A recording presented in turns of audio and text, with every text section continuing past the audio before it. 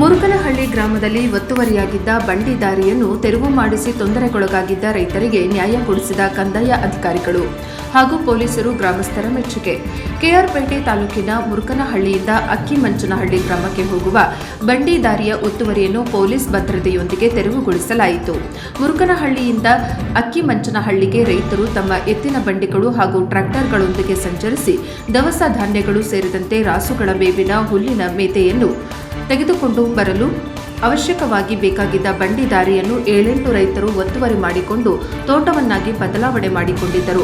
ಮುರುಕನಹಳ್ಳಿ ಗ್ರಾಮದ ತೇಜು ಮತ್ತು ವೇಣುಕುಮಾರ್ ಬಂಡಿ ರಸ್ತೆಯ ಒತ್ತುವರಿಯನ್ನು ತೆರವುಗೊಳಿಸಿ ರೈತ ಬಾಂಧವರು ತಮ್ಮ ದನಕರುಗಳೊಂದಿಗೆ ಸಂಚರಿಸಿ ಬೇಸಾಯ ಚಟುವಟಿಕೆಗಳನ್ನು ನಡೆಸಲು ಅನುಕೂಲವಾಗುವಂತೆ ಬಂಡಿ ದಾರಿ ಒತ್ತುವರಿಯನ್ನು ತೆರವುಗೊಳಿಸುವಂತೆ ತಹಶೀಲ್ದಾರ್ ಮತ್ತು ಗ್ರಾಮಾಂತರ ಪೊಲೀಸರಿಗೆ ದೂರು ನೀಡಿದ್ದ ಹಿನ್ನೆಲೆಯಲ್ಲಿ ಇಂದು ಪೊಲೀಸ್ ಭದ್ರತೆಯೊಂದಿಗೆ ತೆರಳಿದ ಕಂದಾಯ ಇಲಾಖೆಯ ಅಧಿಕಾರಿಗಳು ರಾಜೇಶ್ವರಿ ನಿರೀಕ್ಷಕ ರಾಜಮೂರ್ತಿ, ಸರ್ವೇಯರ್ ಆನಂದ್, ಗ್ರಾಮಾಂತರ ಠಾಣೆ ಎಎಸ್ಐ ಕುಮಾರ್, ಗ್ರಾಮ ಆಡಳಿತಾಧಿಕಾರಿ ಕೆಂಚಪ್ಪ ಅವರ ನೇತೃತ್ವದಲ್ಲಿ ರಸ್ತೆಯ ಒತ್ತುವರಿಯನ್ನು ತೆರವು ಮಾಡಿಸಿ ತೊಂದರೆಗೊಳಗಾಗಿದ್ದ ರೈತ ಬಾಂಧವರಿಗೆ ನ್ಯಾಯ ಕೊಡಿಸುವಲ್ಲಿ ಯಶಸ್ವಿಯಾದರು.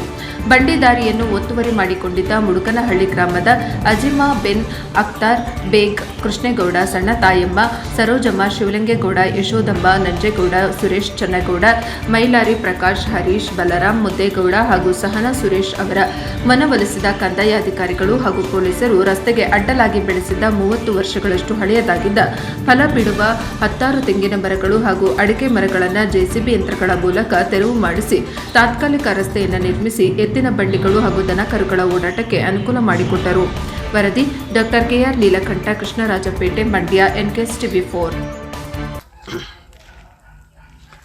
ಇದು ಮುರುಕನಹಳ್ಳಿ ಗ್ರಾಮದಿಂದ ಅಕ್ಕಿಮಂಚನಹಳ್ಳಿಗೆ ಖರಾಬ್ ರಸ್ತೆ. ಇದು ಈಗ ನಕಾಸೆ ಖರಾಬು.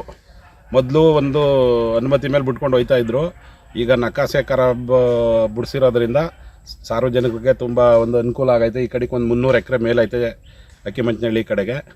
ಹಂಗಾಗಿ ಒಂದು ಅನುಕೂಲ ಆಗೈತೆ ಇದು ರಸ್ತೆ ಬಿಡಿಸಿದ್ದು.